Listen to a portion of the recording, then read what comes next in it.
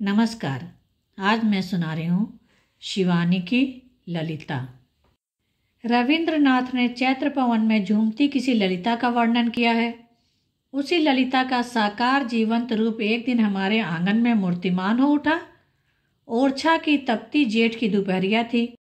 हम खस की टट्टियों से घिरे ठंडे फर्श पर बेचैन करवटें बदल रहे थे कि घर की पुरानी नौकरानी जगरानी अपनी सांवली से ललतिया को लेकर आ गई।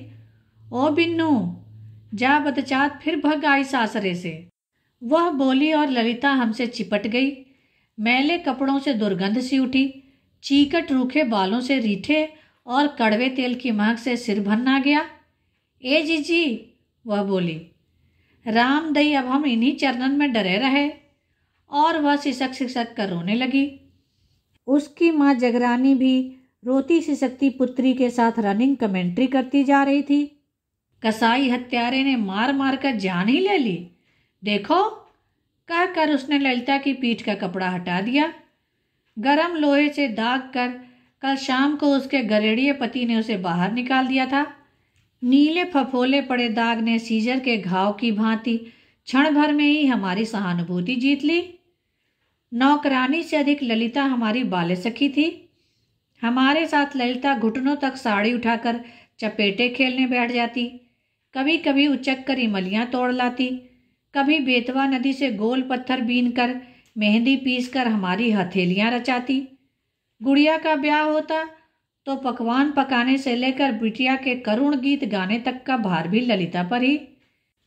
पुरखिन सी नन्ही ललिता अपने मधुर कंठ में हृदय का समस्त कारुण्य उड़ेल कर गा उठती।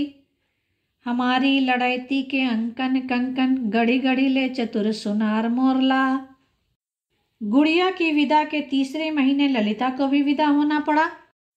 12 वर्ष की उसकी पल्लवित देह लता को देखकर जगरानी के चिंतित प्राण कन्या भार से मुक्त होने को व्याकुल हो उठे। ललिता बचपन से ही हमारे साथ रही थी। हमने उसके भारी भारी पैजने, कड़े, अंकना कंकना उतरवा दिए थे। वह रोज नहा धोकर साफ सुथरी बनी रहती। नैन नक्श की सुघड़ और इकहरी देह की सलोनी ललिता को दूर से देखने पर उसके अभिशप्त जीवन की सबसे बड़ी खोट पर किसी की भी दृष्टि नहीं पड़ती थी। निकट आने पर ही कोई देख सकता था कि उसकी एक आंख माता भवानी की भेंट चढ़ चुकी है। रेशमी पलकों से ढकी होने पर भी उसकी दृष्टिहीन आंख के ग्रह दोष को उसका अधेड़ दुहाजू पति भी क्षमा नहीं कर सका। वह बार बार मार पीट कर ससुराल भेजी जाती और तीसरे ही दिन फिर लौट आती। ललिता की आंख छीनकर विधाता ने उसे एक ऐसा परिहास रसिक चित्त दिया था कि वह भाग्य की हर चोट और थपेड़े को हंस खेल कर झेल लेती। हम उसे अक्सर छेड़ देते, क्यों री ललतिया, तू तो पहन ओढ़कर बड़ी अच्छी लगती है, फिर तेरा गरेड़िया तुझे क्यों मारता है। वह हंसकर एक उंगली अपनी कानी आंख पर रखकर गाने लगती। जाखिया मोर भैरे सौतनिया, जाखिया मोरी भैरे बैरनिया। बाहर से हंसी की फुलझड़ी सी बिखेरती ललिता उदास होने पर भी चेहरे पर शिकन नहीं आने देती थी। बुंदेलखंड में एक विचित्र रिवाज है, लड़की माँ से बिछुड़कर ससुराल जाती हो या ससुराल से लौटकर आत्मीय परिजनों से पुनः मिलती हो, उच्च स्वर में रोना उसके लिए अनिवार्य समझा जाता है। वह रुदन भी विचित्र आरोह अवरोह पूर्ण स्वर में लहरा उठता है। हम एक छज्जे पर खड़े थे कि किसी बुंदेली बिटिया का करुण स्वर लहरा गया, ए मतैया हमें बुला लियो ए। हमने ललिता से कहा, हाय राम, बेचारी कैसे रो रही है। ललिता नाक सिकोड़ कर बोली, ओह, जाकर रोवत, हम रोए तो देखो। कहकर उसने विलक्षण प्रतिभा को क्षण भर में दोहरा दिया। आंचल आंखों पर रखा और गा गा कर रोने लगी।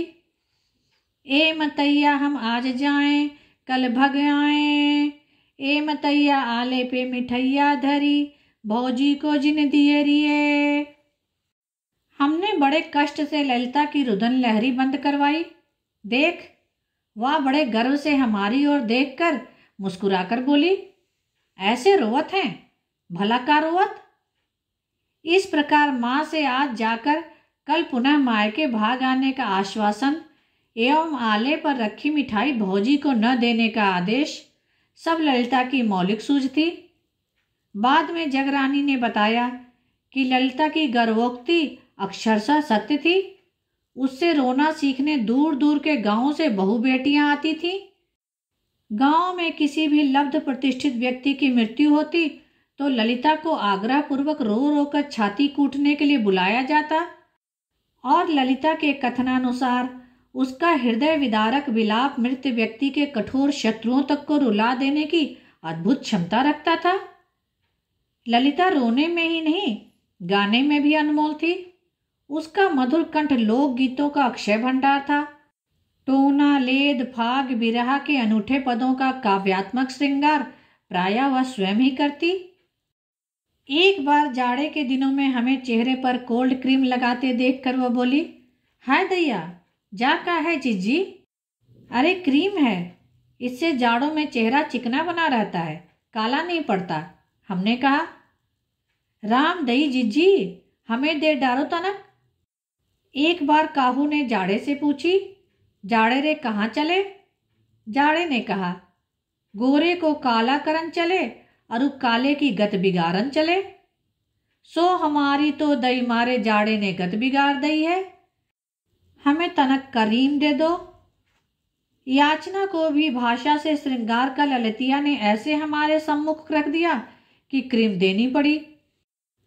अपने क्रूर पति की कड़ी चोटें खाकर ललिता संकल्प कर बैठी थी कि अब वह ससुराल नहीं जाएगी, हमारे ही चरणों में सिमटकर अपना तिरस्कृत जीवन काट लेगी। हम अल्मोड़ा जाने को हुए तो वह भी हमारे साथ होली। बर्फ का मुल्क देखने का उसका समस्त उत्साह काठ गोदाम पहुंचते ही बालू की दीवार सा सहसा भरभरा कर ढह गया। हाय राम, ऐसे ऊंचे ऊंचे पहाड़, दैया बादल कैसे धुआं से फूंकत। पहाड़ की तिरछी आड़ी गोलाकार सड़कों पर बस दौड़ने लगी तो ललिता बिगड़ गई ड्राइवर पर। ए रे गंवरिया, का ताड़ी पीकर गाड़ी चलावत हो? समझा बुझाकर ललिता को चुप कराया गया।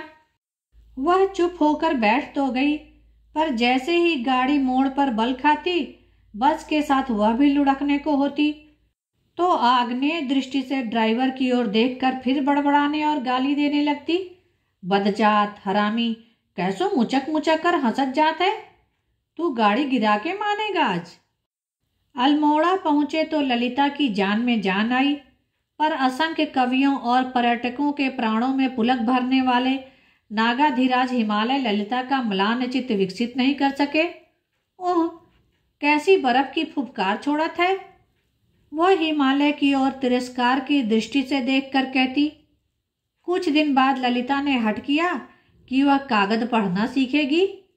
बड़े उत्साह से वर्णमाला आरंभ हुई और आ की ऐसी दुर्दशा संभवतः किसी अबोध शिशु ने भी नहीं की होगी। अ को ब्रह्मा किसी चार भुजाएं प्रदान कर ललिता ने उसे नाना बेल बूटों से विभूषित कर दिया था। यह क्या किया ललिता? हमने डपटा। तनिक फूल बेल बनाए दे तो अच्छी लगेगी। उसने वात्सल्यपूर्ण दृष्टि से अपनी कलाकृति को निहार कर कहा।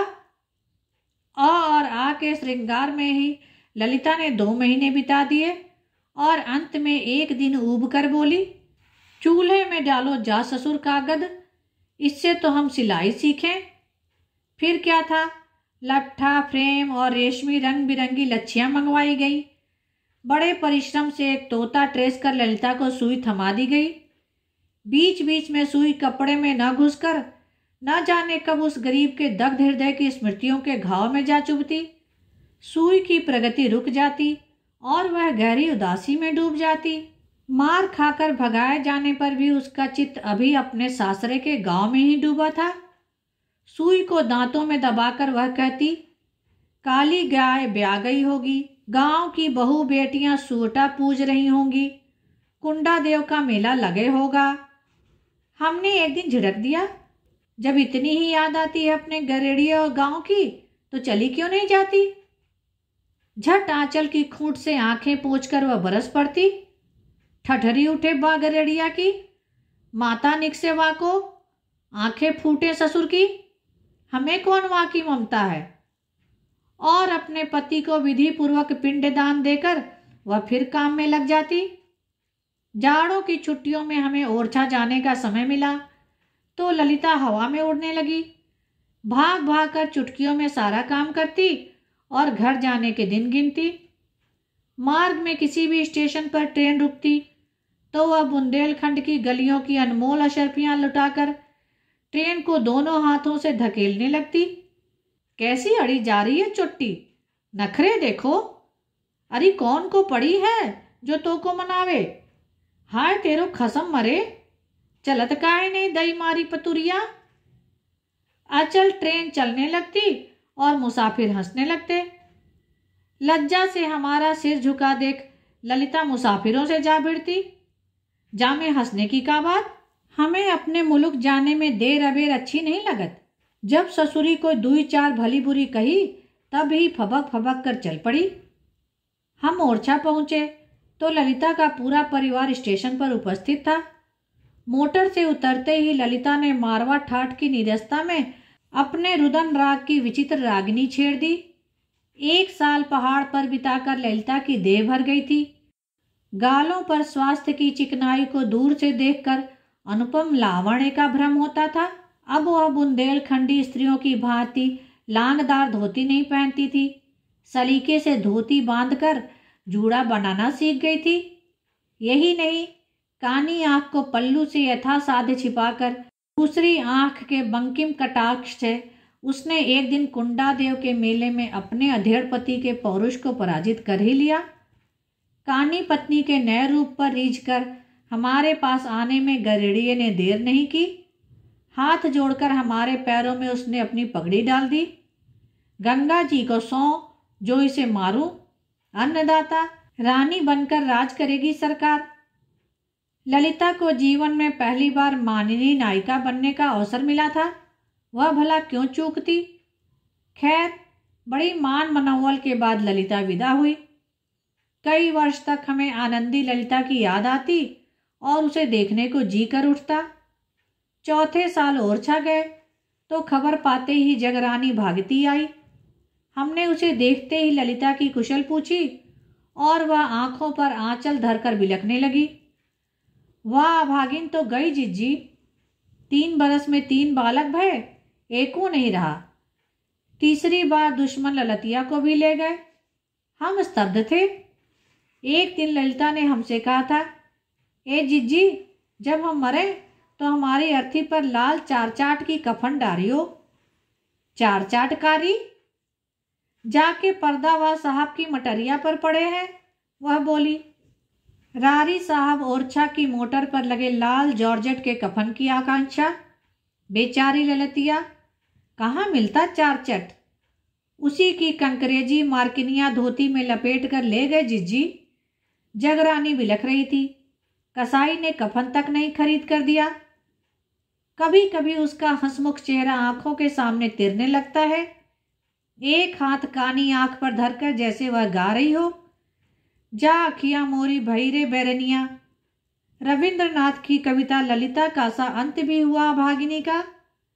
अनादरे हवे धूली दलिता, ओगो ललिता ओगो ललिता। अरे ललतिया, अनादर से तू भी धूली दलिता ही हुई। धन्यवाद। मेरे चैनल को सब्सक्राइब कर लें जिससे सभी कहानियाँ आपको समय पर मिल जाएं।